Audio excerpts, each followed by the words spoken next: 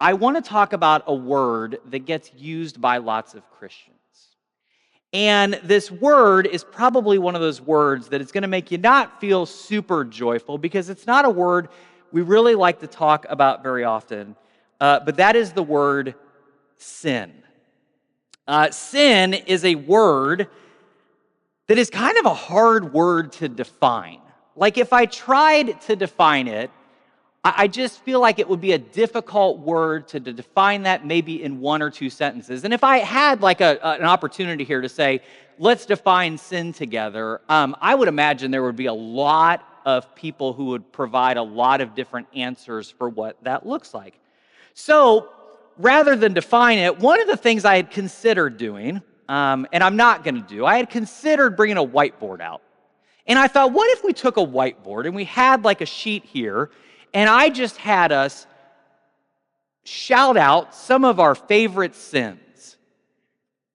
And I thought, what if I just said, we can all, and please don't. Please don't. I'm going to tell you why in a second. Please don't. But what if I had us just announce sins? And I got on this whiteboard, and we started to write down all of these sins. Now, one of the things we'd probably do is we'd probably use different colors for different feelings that we have about certain sins. Maybe some of them we'd write bigger than we might write others because we sort of assume that some are bigger than the others, but we might make some kind of list like that. And the thing is, that's how we normally think about sin. When we try to define sin, I think we have been trained by the church world to sort of just begin to write down certain kinds of sins. And here's what I think it actually turns into. I think it's less like a list like this, and it's more like if I had dropped bingo cards at every one of your chairs and I had listed sins on them. Now, wouldn't it be fun for all of us to sit down at our chairs, we pick up our bingo card, and we begin to mark off which ones we've done, and then when we get a bingo, could you imagine saying, bingo, right? And be like, I got them all. I don't even know how that happened, right? Or maybe you feel this way. You might look around the room and be like, I wonder, I bet they're this one and that person's this one and I got a bingo. That's sort of how we thought about sin. Now, that is why I'm not using a whiteboard. Friends, we have all been judged enough. We don't need to be reminded of the way that people have used lists of sins against anyone. Can I get an agreement on that one? In fact, here's what I'm going to tell you. I think the whole list, the whole sin list idea, the whole bingo card of sins is the problem. It's one of the most misunderstood aspects about this whole Jesus thing. And so today, what I want us to do is I want us to correct that. But before we do that, here's what we have to do.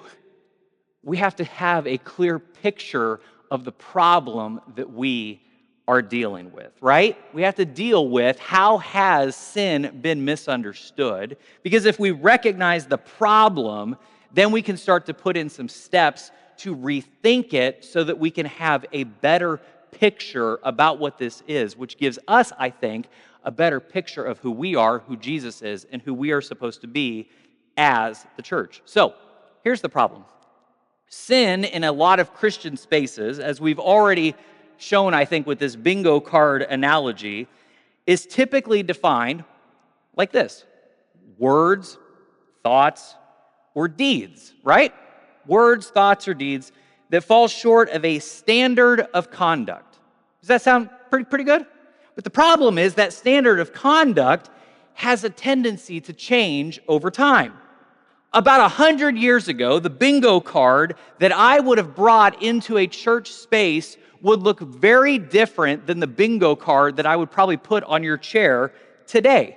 My mom grew up I'm not trying to say that you're old, mother, that's not what I'm doing here. My mother likes to talk about when she grew up, kind of the bingo card that your parents were accustomed to that looked very different than the bingo card that I had as a kid. For them, there would have been things on there, and if you're this world, maybe you experience this too. For them, their bingo card said things like no dancing, Yeah, right? Yeah, you know dancing. Some people know what that's like. They couldn't wear jewelry. They weren't allowed, they didn't have wedding rings. They had wedding watches. Now, my grandpa was a good-looking guy. I think that's actually a more dangerous thing for him walking around, but that's fine. It's what it is. They weren't allowed to wear jewelry. They couldn't go to the movies. I mean, you definitely couldn't cuss, right? I remember one time, man, our bingo card, we had some words. I don't know what your family had on your bingo cards, but one of the words that we had on our bingo cards, we couldn't say the word crap in my house. Crap was a very, very bad word. But my sister and I thought it was funny. So we would say crap, and my dad would get super mad. We'd be on trips, and my dad was the kind of guy, what he would do is he would actually reach behind through the seat and try to smack or grab or whatever he would do. So we'd hand him stuff, and so my dad, though, but one day he lost it. I mean, he just was done. And he says, you guys think that's funny. Crap, crap, crap, crap, crap, crap, crap, crap, crap, crap, crap, crap, crap. He starts saying, I'm going, all right. That means it's okay now. Take it off the list, right? My daughter said another one a couple days ago that I was like, I didn't realize that wasn't on the list, but I guess maybe we should put it on the list, Em. So we all have these sort of lists that we have. And here's what would happen. If you did any of these things, if you did these words, these thoughts, these deeds, you would take that stamp, you would mark that spot on your bingo card, and you are going to eventually turn that bingo card in at the end of your life. And you better hope that you didn't fill that bingo card up too much, right? Now, other proponents of this sort of system of understanding this thought of that bingo card then like a debt, a legal obligation that had to be satisfied. If you didn't pay off this debt, you were in big trouble. Unfortunately, for this system, the people holding this debt have no ability to satisfy it. You can't pay off the debt.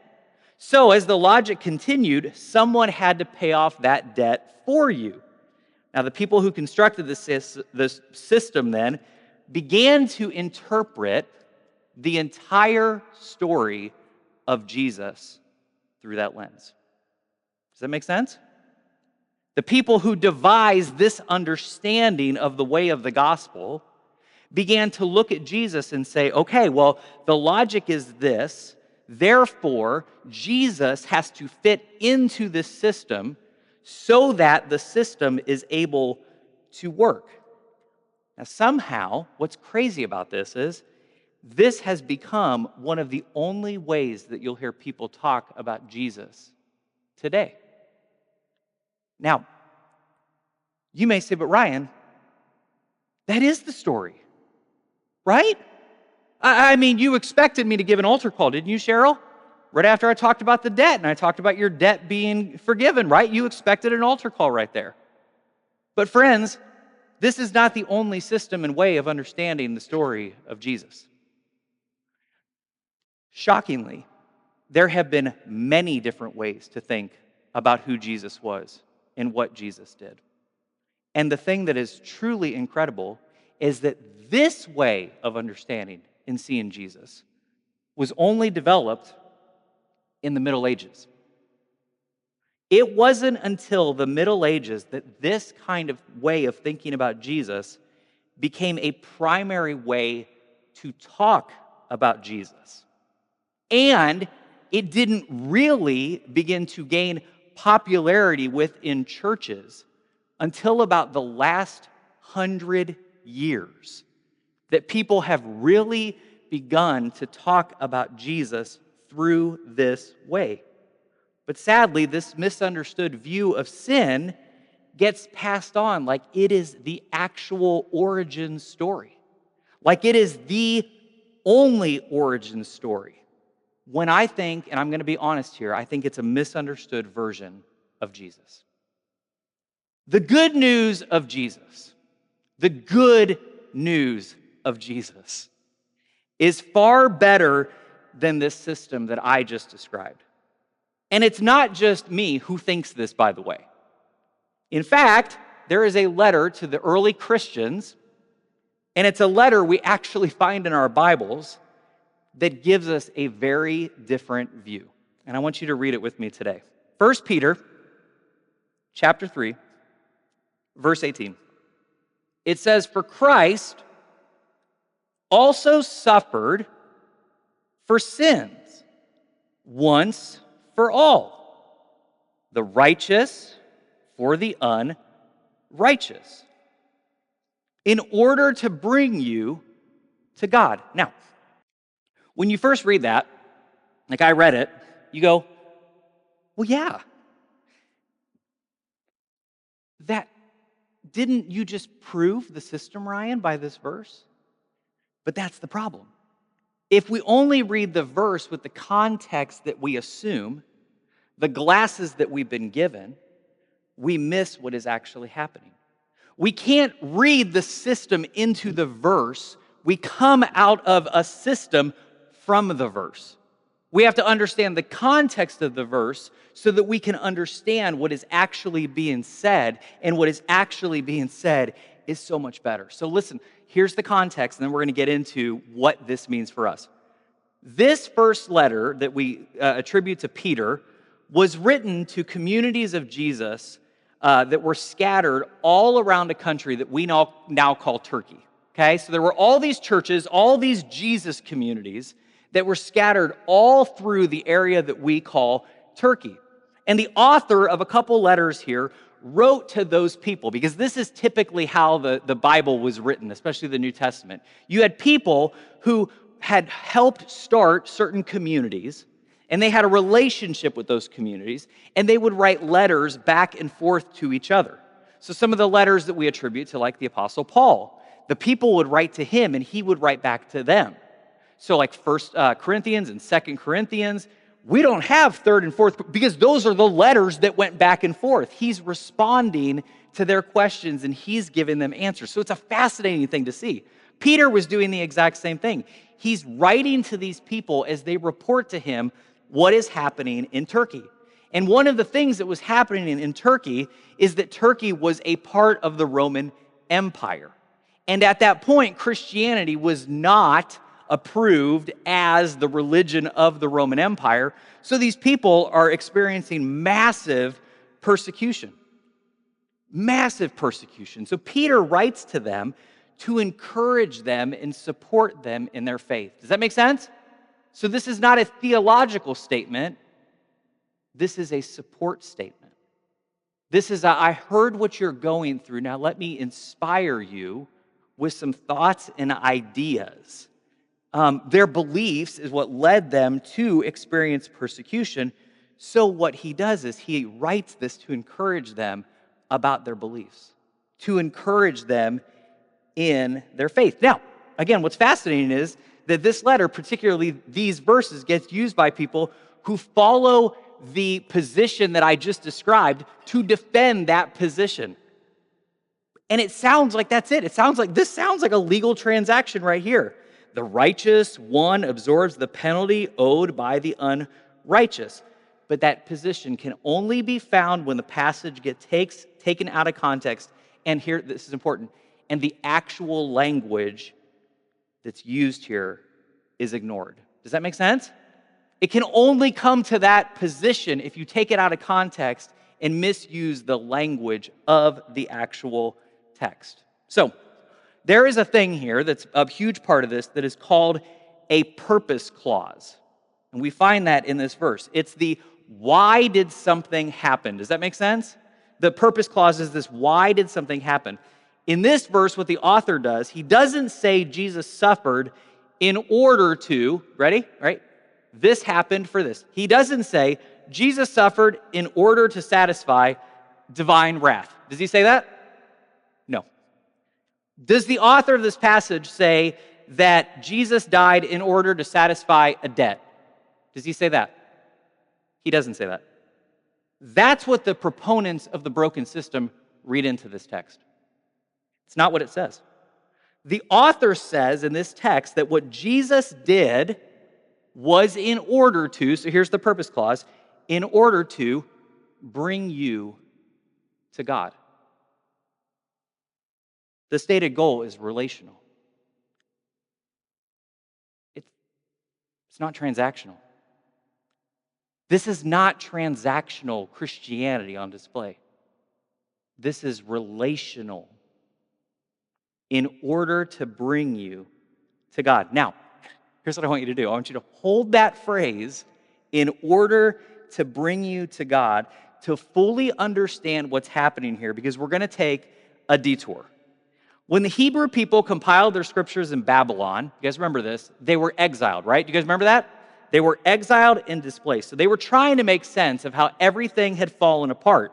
And so to do that, as we've talked about several times in this church, to do that, they began to write down their stories. They're displaced from the place that they had believed was their homeland, where they belonged. They're now in exile somewhere else, so they begin to write down their stories, tell their stories, to try to understand, how did we get here and how did we get where we are?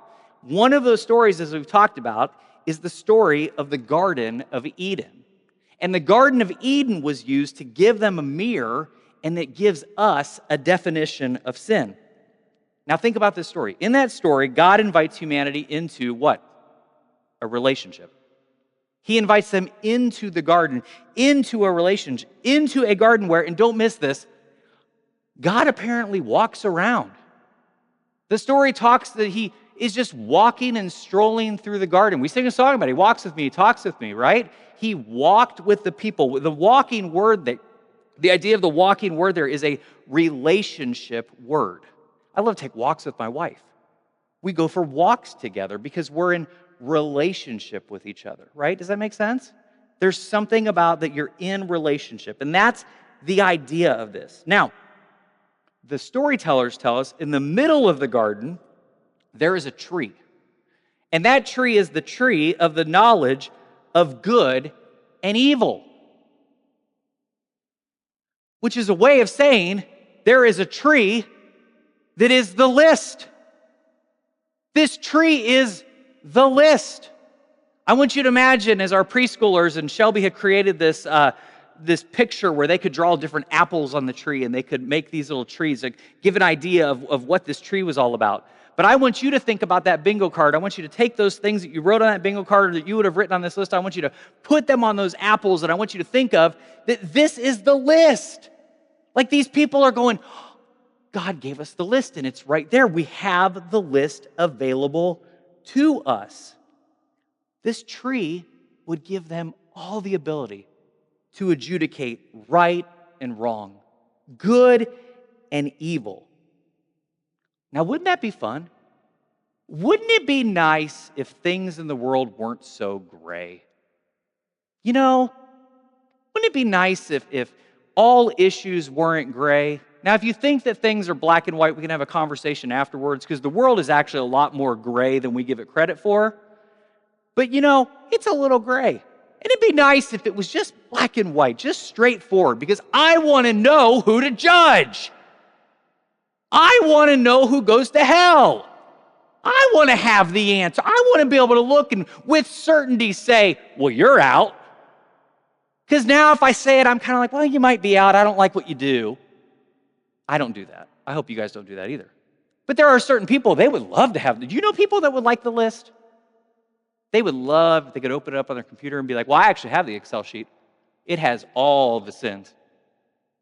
And then you turn over the sheet and it's got all the names of all the people. That's what some people really want. And so the humans started to desire that list. They'd rather have control of the system for managing good and evil rather than a relationship with the one who is good. Think about that. These humans had the ability to have a relationship with the one who is good, and they would rather have a list over who is good and evil instead of having the relationship with the one who is good. Imagine that. Trading a relationship with God to be able to adjudicate the good and evil of other people. So it goes on and it says, when the woman saw that the fruit of the tree was good for food, pleasing to the eye, and also desirable for gaining this kind of wisdom, she took it and she ate. She then gave it to her husband who was with her, and he ate it. He said, I think the list sounds good too. I want some of that. Then the eyes of both of them were open. They realized they were naked. So they sewed fig leaves together, and they made covering for themselves. Now, a theologian named Cornelius Plantinga, in his book, Not the Way It's Supposed to Be, great title, defines sin this way, and I'm going to make sure we see how this connects to this. He defines sin as the culpable vandalism of shalom. The culpable vandalism of shalom. Well, what is he talking about there, and why is it such a good definition? Shalom is a Hebrew word, and it's the Hebrew word that means peace and wholeness and flourishing. A lot of us live up here. We don't have a lot of extra space here, do we? The peace and the wholeness and the flourishing lives here when you can actually breathe. So, I want you to do something with me. I want you just to breathe. You are safe. You're in a non-judgmental zone. You are a family who loves you. You are with people who gather around tables together and celebrate each other and cry with each other and pray for each other. You are safe. And friends, as I like to tell people that I meet, you're okay. You're okay. Isn't that great to hear? You're okay. We have been told over and over again, your bingo card is full. No, friend, you're okay. And there's something special that happens when you look at another human and say, you're okay. Because you're saying it back to yourself too, and we all need to be reminded, I'm okay. Now, just breathe in that for a minute.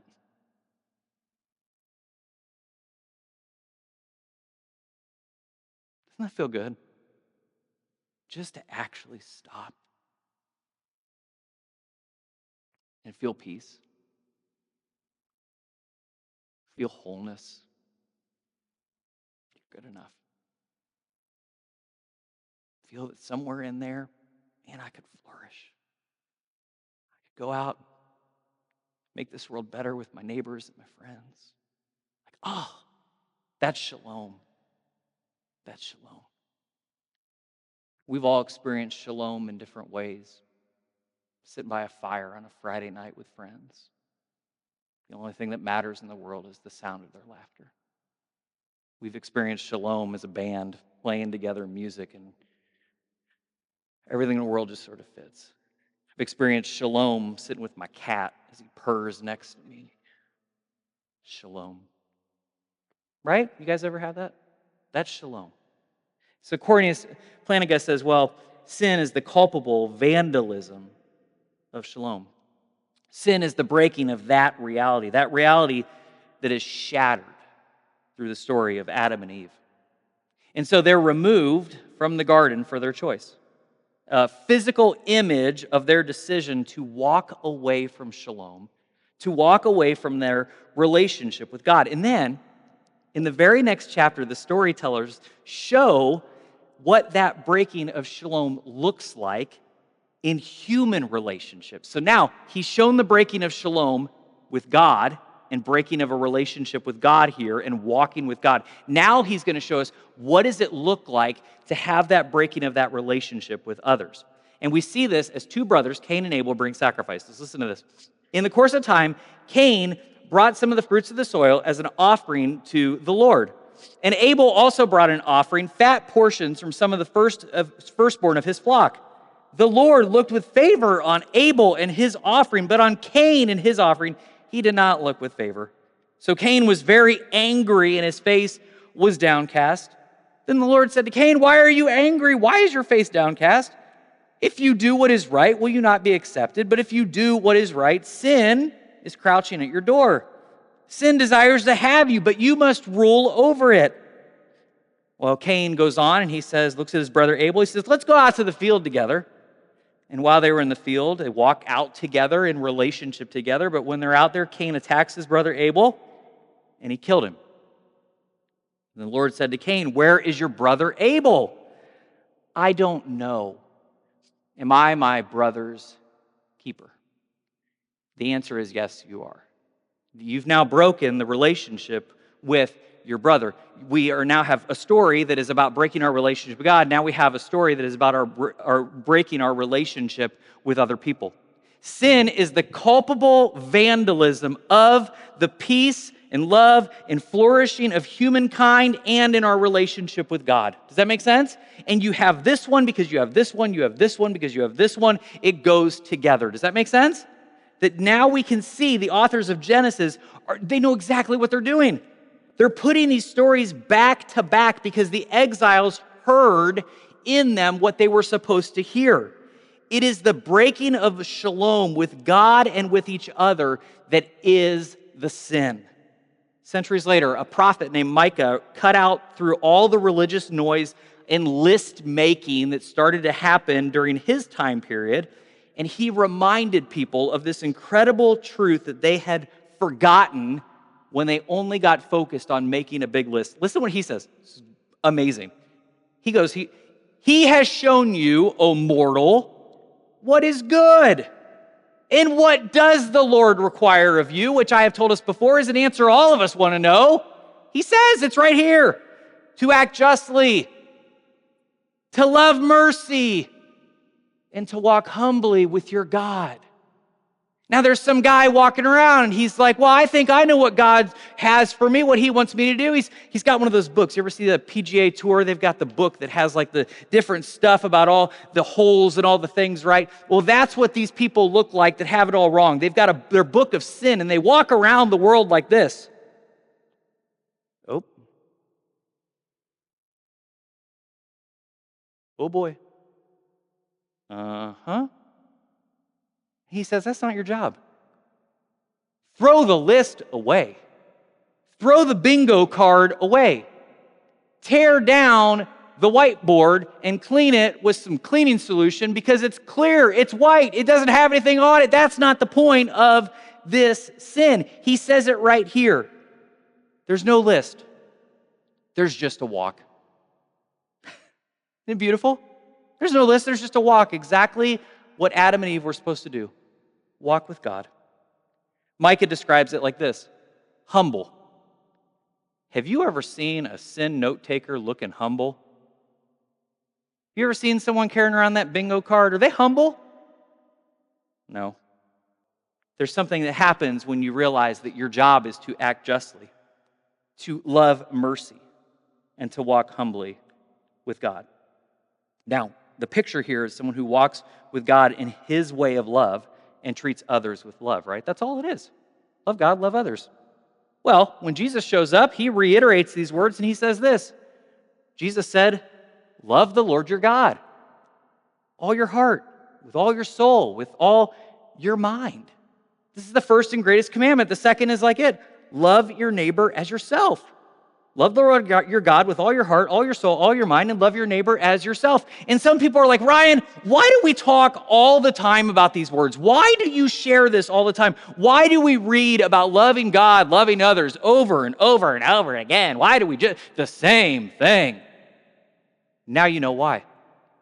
Because the invitation from Jesus isn't new, it's the story. It's been the story the whole time.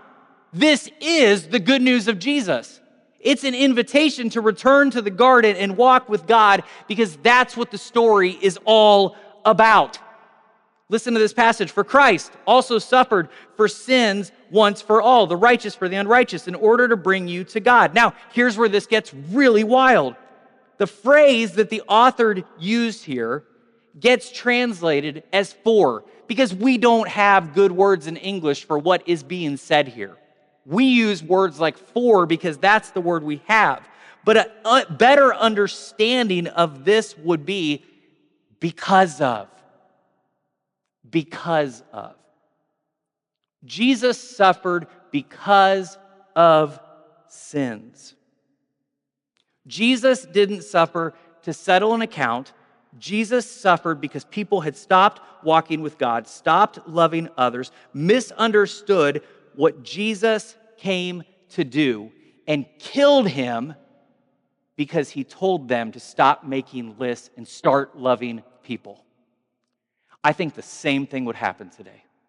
I am convinced that if Jesus walked into our churches today and he began to preach his message, I am convinced that he would be crucified.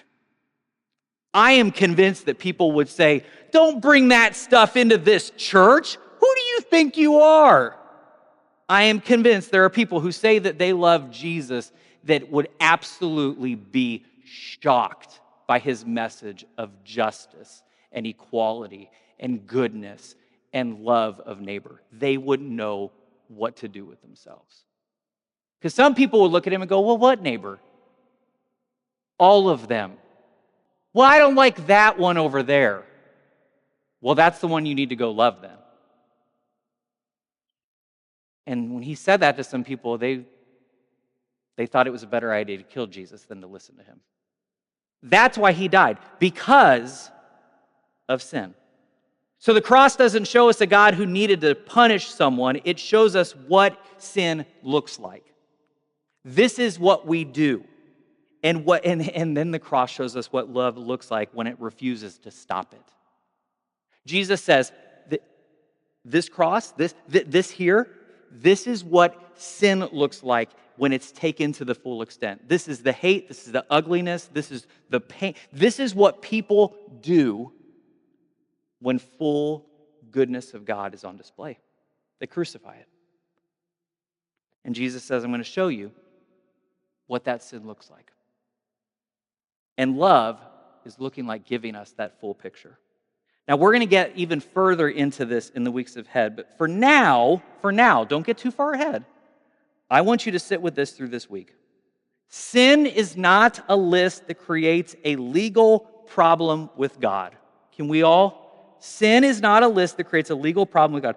It's turning from the walk and forgetting who and what is good. As the prophet Micah told us, he has shown you, O mortal, what is good. And it was never a list. Let's pray. God, we are thankful for these passages that are going to challenge us over the next few weeks. Some of us, it is a challenge to have these conversations, to recognize that there is a different way to understand things that reveals your love and your goodness and your grace in so many incredible ways that don't look like judgment and guilt. It doesn't look like more of a burden upon us. That frankly, God, we can see looks a lot more like bad news than good news. Now, God, that means that it is going to be hard. We're going to untangle some things. We're going to continue to wrestle through some of these pieces, and it's not always going to be easy, and that's okay. That's what we're here to do, to walk this with each other and to help understand things in a different way. And as we do that, God, I want you to help us. That as we come to Easter, as we come to the celebration of that reality, we will begin to see the cross and the resurrection with new eyes that reveal your goodness and your love, who we're called to be in this world and what we're called to do in ways that absolutely changes our hearts and the lives of people around us. God, thank you for your goodness, your grace, and your mercy. It's your name that we pray. Amen.